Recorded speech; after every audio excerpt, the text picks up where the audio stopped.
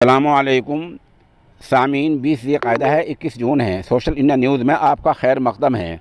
ख़बर का उन्वान है, दरगाह की ज़ियारत के लिए जा रहे 5 लोगों की मौत, इन्ना लिल्लाहि व इन्ना इलैहि राजिऊन। ये लोग नैनीताल के रामनगर इलाके से आए थे और हरदोई में दरगाह की ज़ियारत के लिए जा रहे थे। ये आज मंगल के दिन सुबह का वाक़या है। इनकी गाड़ी का टायर फट गया और गाड़ी डिवाइडर को पार करते हुए दूसरी सिमत में पहुंच गई और जहां एक ट्रक से टकरा गई। इज़्ज़तनगर इलाके के एहलादपुर चौकी के पास हुए हादसे में कार सवार सभी 5 लोगों की मौत हो गई है। इन वफ़ात याफ्तगान में वफ़ात पाने वालों में समीर अहमद 37 साल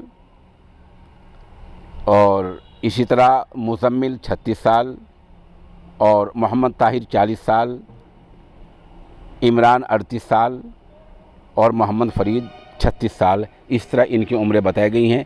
ये 5 के 5 दोस्त कार में बैठकर आ रहे थे, नैनीताल से आ रहे थे, हरदोई दरगाह देखने जा रहे थे कि रास्ते में कार हादसे का शिकार हो गई और 5 की मौके पर ही मौत हो गई।